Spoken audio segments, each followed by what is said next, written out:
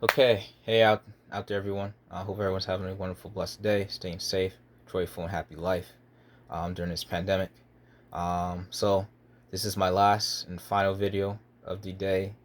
At least discussing the AFC West. I'm gonna be making some videos later discussing other AFC divisions. It's my last video of the day for the AFC West. This one's gonna be talking about the Kansas City Chiefs. Right before I get into it, the way I break down my predictions, I usually watch Adam Rick every year and how he breaks down his season. Then I give my own opinion on wins and losses that might differ or be the same as him based on the season schedule. His only difference between this year and the past years, the one I watched was that the video I watched this year on YouTube was 3 months ago. So if he updated, it might be because he did it on Twitch. I'm not on Twitch, so that's why. Um, so Yep, that's the reason why. The other things you're getting in this video is my reasons why after I give you my win-loss total. Um, and then I'll give you my bowl prediction for them last year. If it overlaps in this year, I'll explain the bowl prediction again for this year. The Kansas City Chiefs I'm going to be discussing in this video. They're not going to overlap my bowl predictions from last year to this year. So this one's kind of simple for me, guys, regarding the Kansas City Chiefs. My explanation of the Kansas City Chiefs prediction for the season. So it's not going to be a long video, Kansas City Chiefs fans. So, Kansas City Chiefs, very simple. This team very simply reloaded. And when I say reloaded, I mean they did not have a lot of issues this season. Their only glaring issue was to help the offensive line, and they got rid of,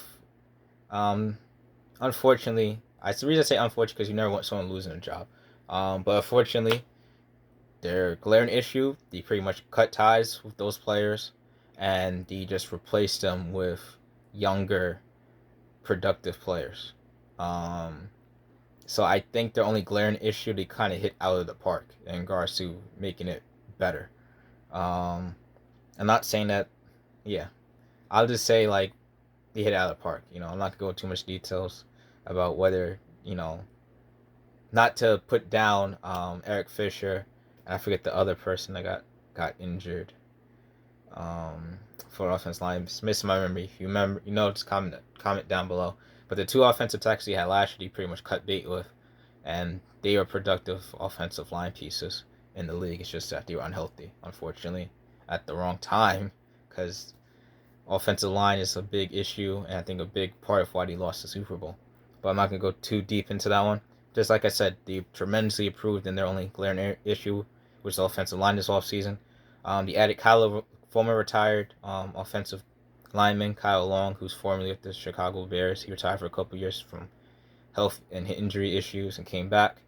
Orlando Brown, to me, one of the most impactful and biggest trades of the offseason was Orlando Brown demanding a trade this offseason and then Kansas City going to get him. That's a tremendous pickup for the Kansas City Chiefs because I think Orlando Brown's one of the best tackles in the NFL. Orlando Brown Jr. if I get mistaken the full name. Joe Thuney, Thuney, I'm not saying right, but Joe Thuney, formerly of the New England Patriots. They signed him in the offseason from the New England Patriots in free agency. That's a big pickup for them. And then they drafted center from Oklahoma, Creed Humphrey. So I think like I said, hit the offensive line out of the park. That's the only glaring issue to me they really had this offseason. I still think they're the best team in the AFC, if not top five. I think they're still the best team in the AFC, and I still think they're a top 5 team in the NFL. So I don't think there's much they had to do. I think the only question really left for the Kansas City Chiefs is, teams are going to implement the Tampa Bay strategy, which is a cover 2, take away the big plays from the offense, pretty much force him to Mahomes to throw underneath and prevent big plays down the field for Tyreek Hill, Travis Kelce, and all the other wide receiver weapons, and Holdman, Pringle, and Robinson. Pretty much he just want to take away the big plays offense, and particularly Hill and Kelce. So can they adjust to that? We'll see if Mahomes and Andy Reid and forget the whole season name. It's not gonna come back to me, but pretty much see if they can make the adjustments and adjust to that. Adam Ray kind of going 14-3. I also have them going 14-3.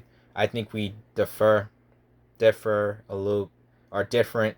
Maybe I think in one of the games or a couple of the games that they lose, and when they lose them during the season. But we had the same record. We came out with the same record in the end. Back to back. My bold prediction for the Kansas City Chiefs last year was back to back the Super Bowl titles. Obviously, I was wrong because we lost to Tampa Bay Buccaneers.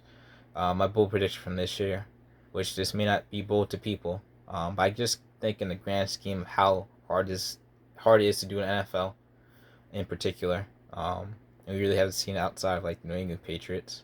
I got the Kansas City Chiefs going back to their fourth AFC title in a row, and going back to the third straight Super Bowl in a row. Now I might change this as we get closer to the end of the season and see how playoff seeds and health and all that plays into it. But right now, that's my bold prediction for the Kansas City Chiefs. So that's pretty much my entire breakdown of the Kansas City Chiefs for the season. Like always out there, hope you have a blessed life. Stay safe out there. Enjoy your guys' day and everything, and keep doing good in the world. With that being said, guys, have a blessed day and peace.